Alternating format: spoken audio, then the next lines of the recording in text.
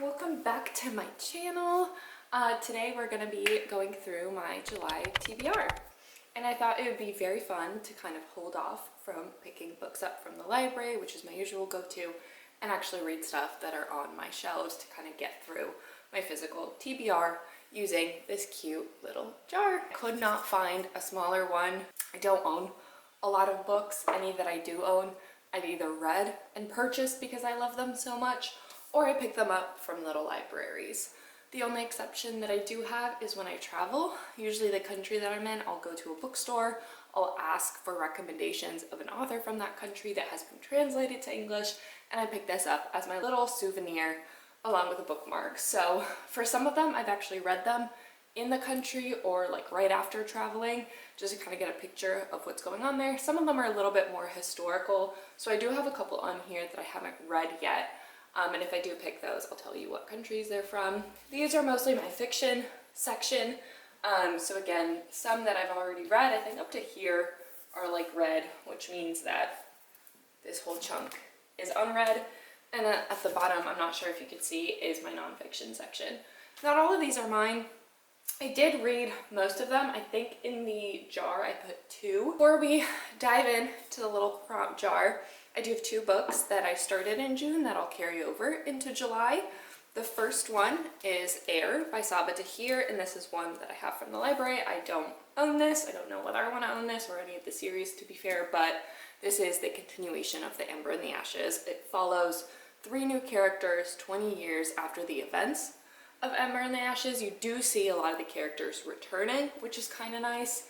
I see Helene, who is always my favorite. I'm about like 10-ish%, maybe 20 now. I do have the audiobook going on this one, which makes it fairly easy to read because there are 3 different narrators for 3 different point of views. One of them is Zacharias, which is the heir to the empire, and then we've got 2 other characters from, I think, different kingdoms, and so I think their fate will obviously intertwine. This is a duology. I don't think the second book has been announced yet, but so far I'm enjoying it. I think it'll be a relief to kind of be caught up on the Ember and the Ashes kind of series and full universe. The second one that I have is actually on my Kindle, and that is Confessions. This is a Japanese thriller about a school teacher who, I think her child gets murdered or something like that, and she basically delivers a lecture of what happened, and I think she's seeking revenge. I've only just started it last night. I have the ebook of it, but I've heard the audiobook is pretty good because it does kind of go through different narrators, so I might give that one a try as well. It's on Spotify. But without further ado, let's dive into the TBR jar because I have 2 books that I'm going to be reading this month. I think I'm going to pick 5. And I'm going to tell you right now, I did not put House of Leaves. I am too scared of that one. I don't want to read that one now. So let's go. First book, and they're all the same color, I didn't distinguish, is, hopefully, that is legible. Let's see. Oh, it's definitely upside down. Excuse my handwriting. What are we reading? Sea of Tranquility. Ooh, okay. This is this book. Do I know what it's about? No. I received this as a birthday gift, which was very kind. I think 2 years ago now. I read Station 11. I thought it was okay. It wasn't necessarily my favorite of the authors, but I'm curious about this one. So give me a second to read the synopsis. Ooh, okay. What this says is it takes the readers from a Vancouver island in 1912 to a dark colony on the moon 500 years later. So I think it spans quite a bit of time. So a little bit historical, a little bit like futuristic sci-fi. So I think this will be an interesting genre that I haven't necessarily felt the need to pick up, but I do own quite a bit of sci-fi, so I'm not surprised that it came up. But first pick, Sea of Tranquility. I think again it'll be nice to read a gift that I received, so this is the first one we're adding to it. Let's go number 2. And oh, I picked 2 of them. Let's see, guys, is it backwards? I genuinely can't tell if it's backwards or not, so I'm going to show it both ways. Let's see. Ooh, The Quick and in the Dead. All right. Where's that one? Here we go. This is a short story collection.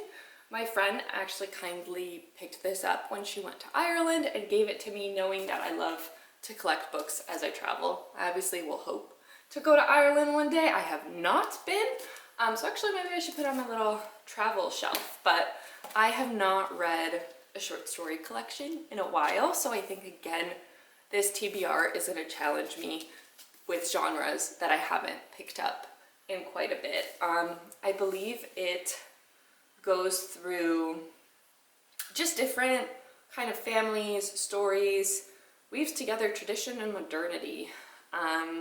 So yeah, kind of a fiction little short story collection. Oh, it says it published 50 years after his death. So again, I think it'll be nice to get a little glimpse of Irish history, learn a little bit, and obviously tell my friend how I enjoyed it. So The Quick and the Dead is my second pick. And then, oh, I got one that fell out. Put it back. All right, we've got 3 more. Here we go. Again, I really hope I pick at least one nonfiction so I could read that. Oh, I got 2. I'm gonna keep this one. And let's see what we got. Oh, A Curious Beginning.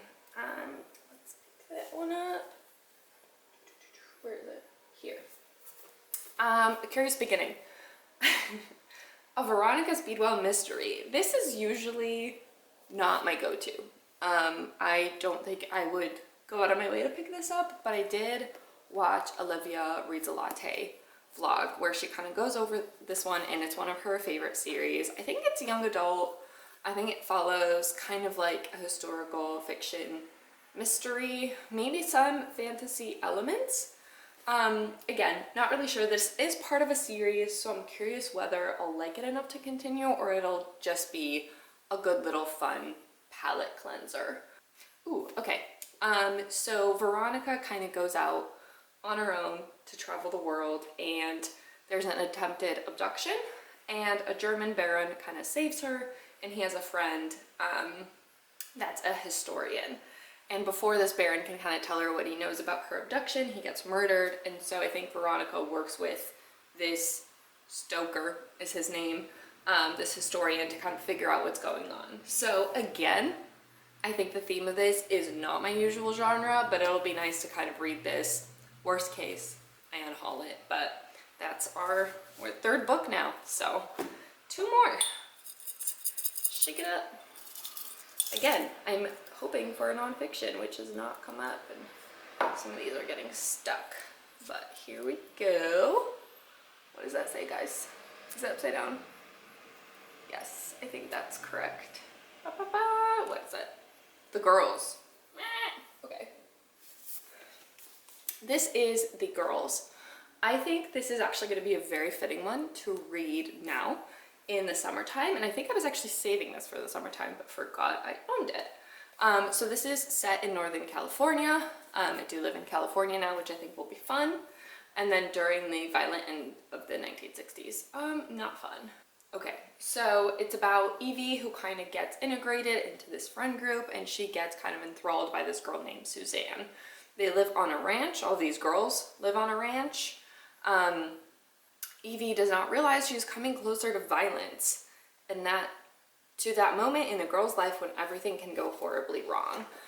So again, I think this will be a kind of fun little read. It's a seduction and arresting coming of age story. So we'll see. Again, really got a good blend of genres going. So 4th book is The Girls by Emma Cline. And then last but not least, give me a nonfiction. All right, here we go, here we go. Can you read that?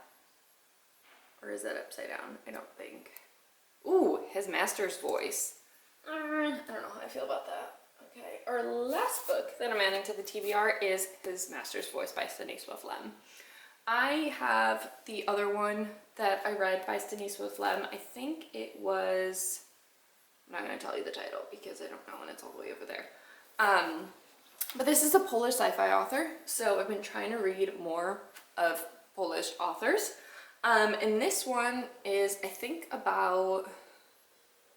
So this is written as a memoir of a mathematician who participates in a government project attempting to decode what seems like a message from outer space.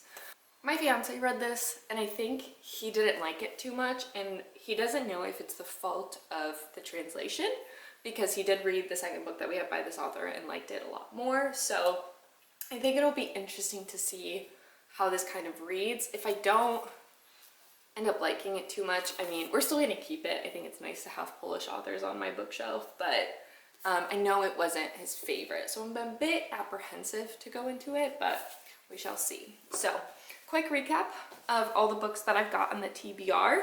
First one is Air, a carryover from June. Then we've got Confessions, which is my Kindle one, and then we'll go in order that I picked these. We've got Sea of Tranquility from the TBR jar, The Quick and the Dead, A Curious Beginning, The Girls, and His Master's Voice. So that's all. I think it'll be a very interesting reading month. We'll see how far I get through it, but I think honestly, they're all kind of like blue themed. Oh, I love that. That's so nice. Okay, so this is the little pile I've got going. I think it'll be fun. I'll want to spend some time outside in the sun, by the water, so some of these books will definitely be traveling with me throughout the weekend plans. So yeah, here's the July TBR. Thanks for watching.